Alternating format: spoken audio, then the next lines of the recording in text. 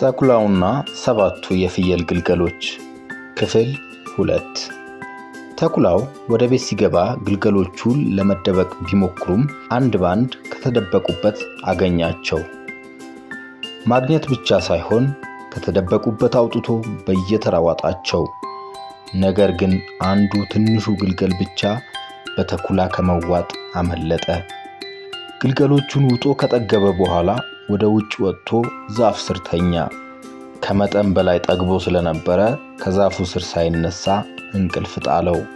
ብዙም ሳይቆይ የግልገሎቹ እናት ከጫካ ተመለሰች። ወደ ቤት ስትገባ ምን ይሰማት ይሆን? የቤቱ በር በጣም ተከፍቶ አየችው። ወደ ቤት ስትገባ በተገለባበጡ ጠረጴዛ፣ ወንበሮችና ሌሎች የቤት ዕቃዎች ቤቱ ተተረማምሷል። አንዳንዶቹ ዕቃዎች ተሰባብረዋል። አንሶላውና ትራሱ አልጋው ላይ የሉም። ልጆቿን ፈለገች፣ ልታገኛቸው አልቻለችም። በየስማቸው ጠራቻቸው። አቤት የሚል አንድም ልጅ አልተገኘም። ትንሿን ግልገል ስትጠራው አቤት እማዬ፣ እዚህ ነኝ ተደብቄያለሁ አላት። ከተደበቀበት ፈልጋ ስታወጣው ተኩላ መጥቶ ከሱ በስተቀር ሁሉንም እንደበላቸው ነገራት። ጨካኙ ተኩላ ልጆቿን ስለበላባት አሳዝነዋት ስቅስቅ ብላ አለቀሰች።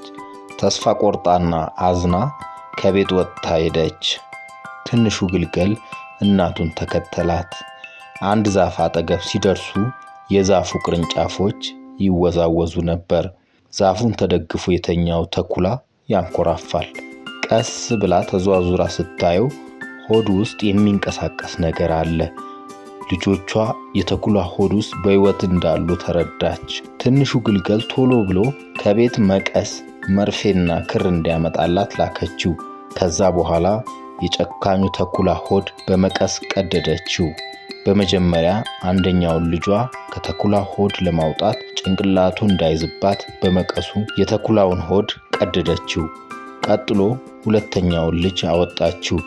በየተራ 6ቱንም ልጆቿ ከተኩላው ሆድ ጎትታ አወጣቻቸው። ሁላቸውም በሕይወት በመኖራቸው በጣም ደስ አላት። አንድም የተጎዳ ልጅ አልነበረም። ልጆቹ እናታቸውን አቀፏት። በጣም ደስ እያላቸው እየዘለሉ ቦረቁ። ትልቋ ፍየል ልጆቿ ተለቅ ተለቅ ያለ ድንጋይ ፈልገው እንዲያመጡላት አዘዘቻቸው። ድንጋዮቹን የተኩላ ሆድ ውስጥ ሞልታ የተኩላውን ሆድ በፍጥነት ሰፋችው። ትልቋ ፍየልና ግልገሎቿ ወደ ቤታቸው ተመለሱ። ተኩላው ተኝቶ ስለነበር ምን እንደተፈጠረ አላወቀም ነበር። ከእንቅልፉ ሲነቃ ተነስቶ በእግሩ ቆመ። ሆዱ በድንጋይ ተሞልቶ ስለነበር ውሃ ጠማው።